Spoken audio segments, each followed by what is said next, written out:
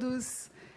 Quero saudar ao senador Fernando Collor e dizer da importância, da relevância de termos espaço para esse diálogo, né, de poder falar um pouco mais a respeito de como está concebido o Pronatec e o que já temos feito de ações objetivas no âmbito desse programa, e saudar também professor Lívio e professor Paulo, que já nos apresentaram aí questões muito importantes para essa discussão.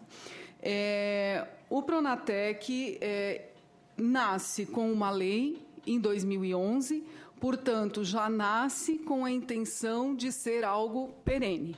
Não é? Embora tenha essa denominação de programa, mas a nossa expectativa é que ele possa, sim, ser um vetor e ser um espaço de articulação de ações para que a gente possa enfrentar os desafios já mencionados aí pelos professores que me antecederam. E, para falar desse desafio, é inevitável que a gente traga um pouco do que são as demandas educacionais que nós vivemos atualmente. E temos aqui, primeiro, um dado importante em relação à distribuição da população economicamente ativa por escolaridade, onde nós vamos constatar que, de fato, existe uma demanda muito expressiva por escolarização. Então, nós vamos falar de educação profissional no âmbito do Pronatec, mas, numa análise muito rápida, nós já podemos perceber que não é possível falar de educação profissional sem necessariamente tratar de elevação de escolaridade. Não é? Se vocês observarem, na faixa de 18 a 29 anos, nós temos um índice aí próximo de 40% de pessoas com ensino médio completo. A maioria tem menos que o ensino médio. Nós estamos falando dos jovens. De 30 a 39 anos, um número muito expressivo, acima de 30% das pessoas que não têm nem o ensino fundamental completo. E no ensino, na faixa de 40 a 49 anos, também um número muito expressivo de pessoas que não têm o ensino fundamental completo, e esse número ainda maior quando falamos de uma faixa etária mais elevada, acima de 50 anos. Então, esse dado em si já se põe como desafio. Em seguida, um dado ainda mais importante, para falar de educação profissional técnica, sobretudo para falar de educação profissional técnica de nível médio, nós temos 7,6 milhões de jovens na faixa de 18 a 24 anos que concluíram o ensino médio, o que é bom, mas não prosseguiram estudos, nem no ensino superior, nem na educação profissional. Portanto, um universo aí de pessoas, um número muito expressivo de pessoas que certamente, ao ingressar no mercado de trabalho, terão uma condição precarizada, não é? Que acaba se manifestando em relação à circularidade nos empregos, não é? Mesmo que consigam um emprego formal, como não tem uma qualificação específica, acabam permanecendo um tempo mais curto, os estudos têm mostrado isso. Então, essa faixa, esse grupo de pessoas é seguramente um dos grupos que mais interessa, que eu diria representam o maior desafio para o Pronatec. Um outro dado importante e preocupante é que nós temos uma diminuição do número de matrículas na educação de jovens e adultos.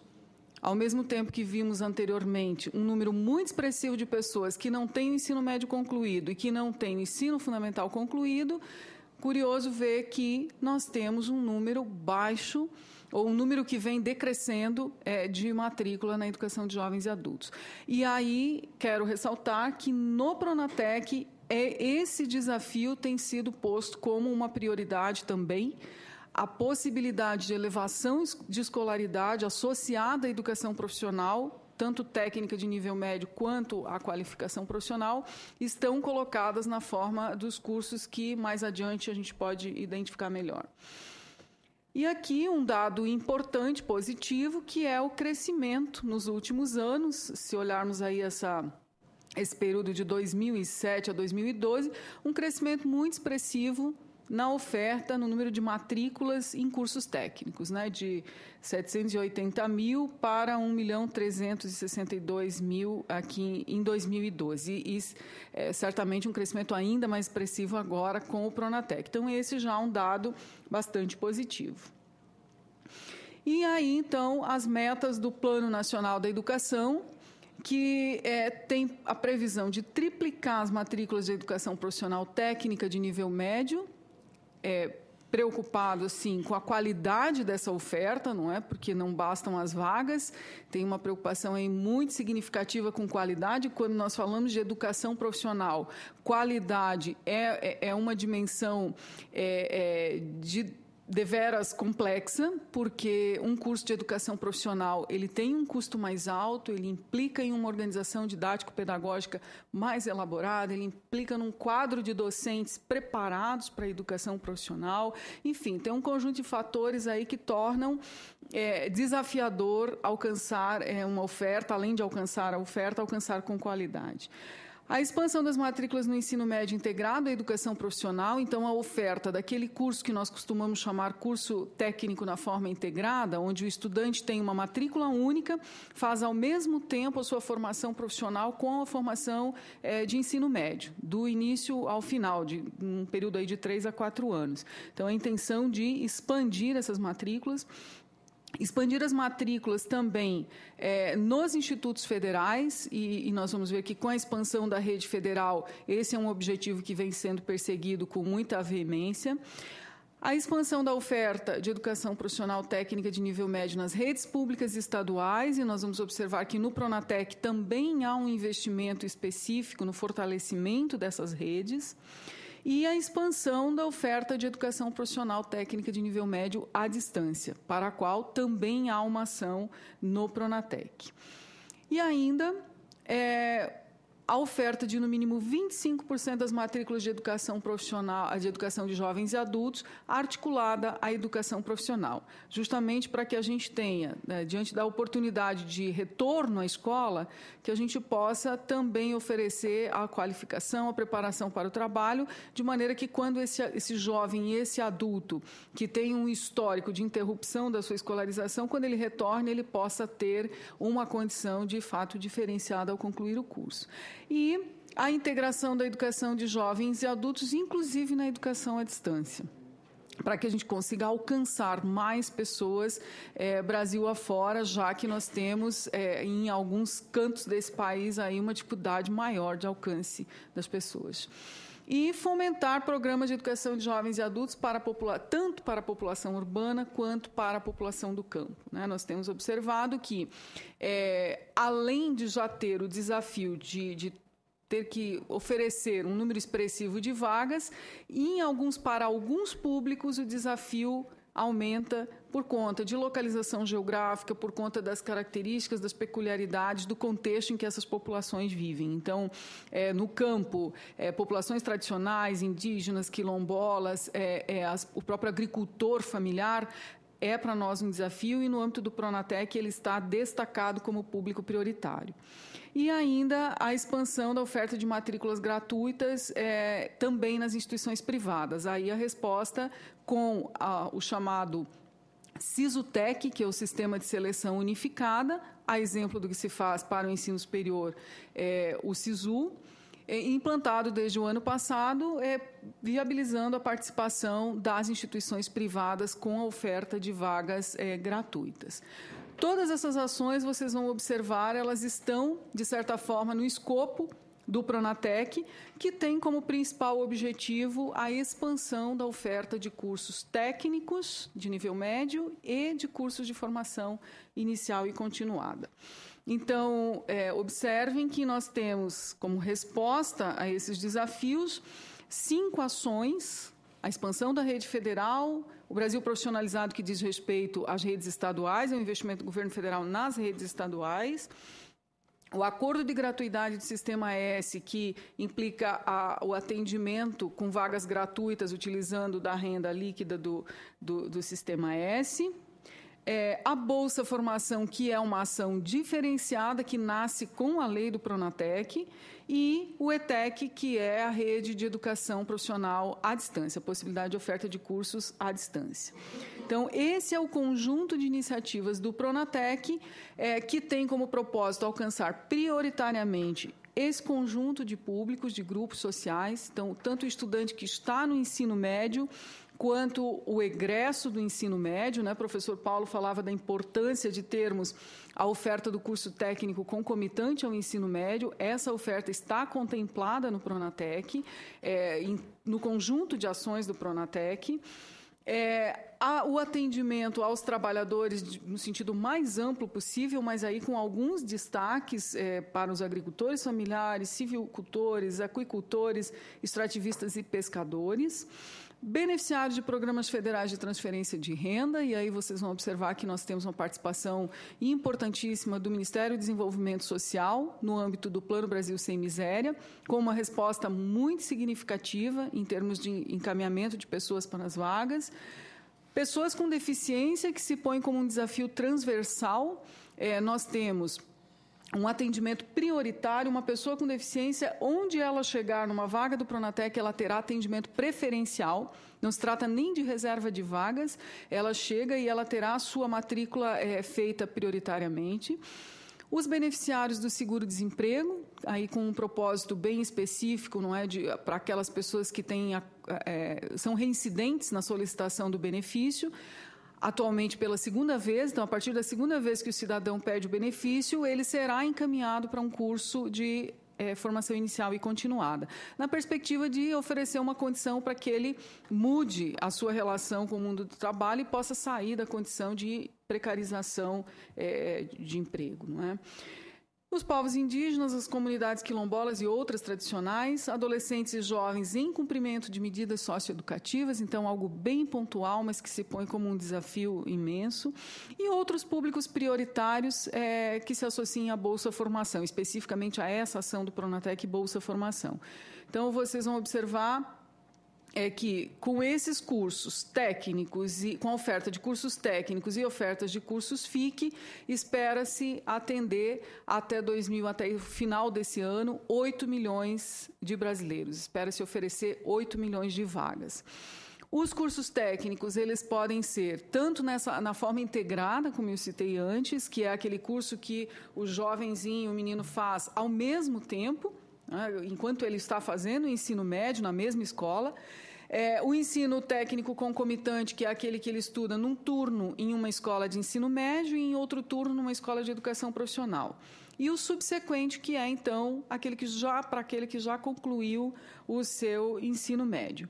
E os cursos de formação inicial e continuada, que tem que ter, no mínimo, 160 horas para se considerar qualificado para oferta no Pronatec. Então, isso, no conjunto, significa 220 cursos técnicos, todos descritos no Catálogo Nacional de Cursos Técnicos, e mais, nesse momento, 646 cursos de formação inicial e continuada que estão descritos no Guia Pronatec de Cursos FIC, como nós chamamos, que é a formação inicial e continuada.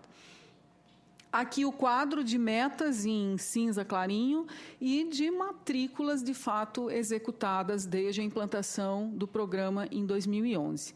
Então, nesse momento, nessa data aí, 3 de março, nós tínhamos 6 milhões de matrículas realizadas. Nesse momento, nós estamos com mais de 6,2 milhões de matrículas realizadas. Então, isso somando o curso técnico, que é de nível médio, e os cursos de formação inicial e continuada. Portanto, espera-se alcançar a meta até o final do ano, uma vez que boa parte das matrículas ainda do primeiro semestre não estão aí registradas, não é? Os campos estão em branco, então isso significa que a gente tem toda a expectativa de alcance da meta.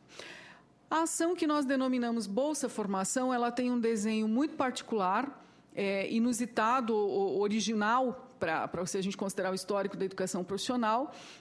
Ela pressupõe a participação das redes ofertantes de educação profissional, tanto as públicas, quanto os serviços nacionais de aprendizagem, quanto as privadas, agora, a partir do último ano. E ela pressupõe a participação de uma figura bastante nova no processo educacional, que é o chamado demandante. E aí que está, talvez, o maior diferencial.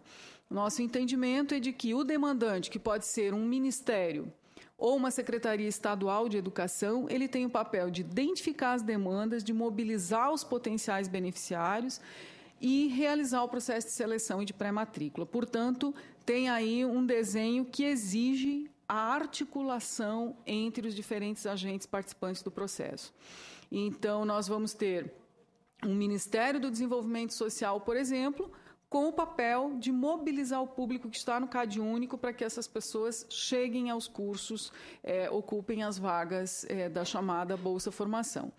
E a CETEC no papel de coordenadora desse processo e o FNDE com o papel de repassar os recursos. É importante dizer que o valor repassado às instituições ofertantes, são as instituições ofertantes que recebem os recursos do governo federal, eles são da ordem de R$10 por hora aluno. O que isso significa? É importante a gente ressaltar, porque isso é um sinalizador da possibilidade de qualidade dos cursos. A instituição recebe R$10 a hora aluno. R$10 a hora aluno para um curso, por exemplo, com 30 alunos e uma carga horária de 200 horas, dá R$60 mil, o que é absolutamente satisfatório para pagamento dos profissionais e para suprir todos os insumos, todas as condições objetivas para a realização de um curso. As entidades, então, participantes, os agentes envolvidos, as secretarias estaduais e distrital de educação.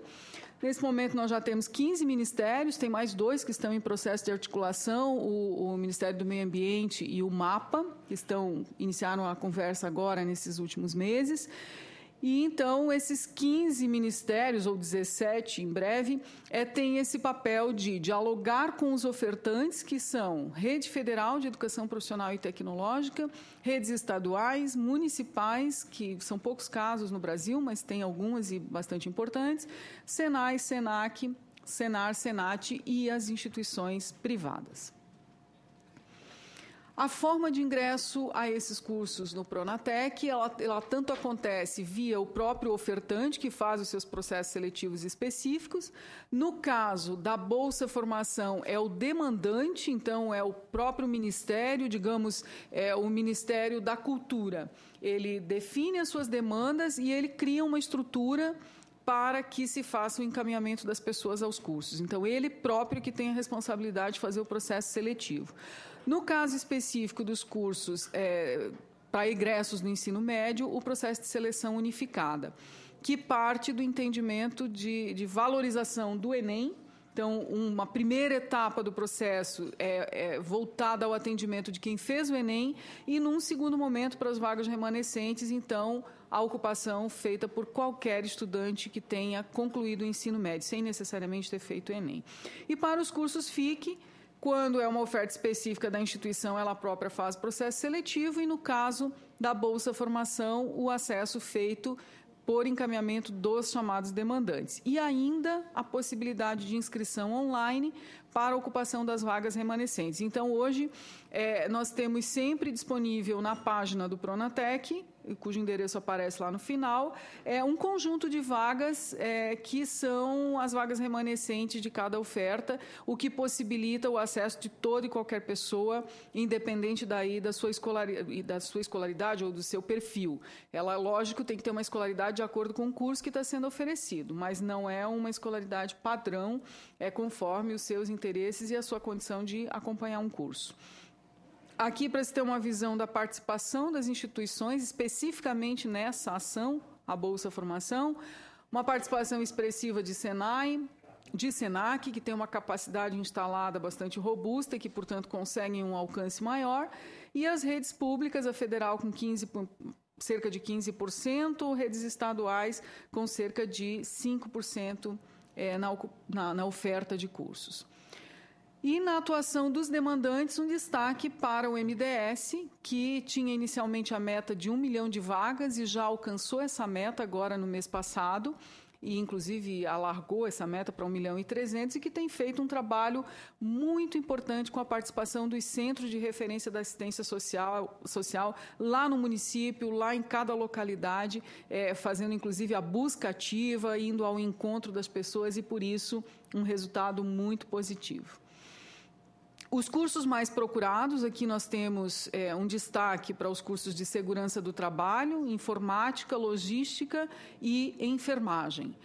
Sobretudo agora com a oferta dos cursos na forma para os estudantes que já concluíram o ensino médio, nós fizemos, inclusive, uma seleção de alguns cursos que entendemos não são tão necessários, uma vez que já tem uma oferta alargada, país afora, e então nós criamos uma tabela que diz quais os cursos podem ser oferecidos, dos 220 dá em torno de uns 180, e nesse caso tem uma ocupação muito mais aderente a necessidades que existem nos diferentes contextos. Aqui, só para ressaltar, a expansão da rede federal, que tem um crescimento expressivo de matrículas, de 2008 até aqui, passando de 34.000 matrículas para 989.000 matrículas, o que é muito significativo. O Brasil Profissionalizado, que é o investimento nas redes estaduais, tanto em reforma, quanto em nova obra, quanto em equipagem de laboratório e também na formação dos professores, também então uma ação importante. A educação à distância, que leva, por meio de polos de educação à distância, a possibilidade de atendimento em alguns lugares mais distantes, onde não tem necessariamente uma unidade de ensino instalada.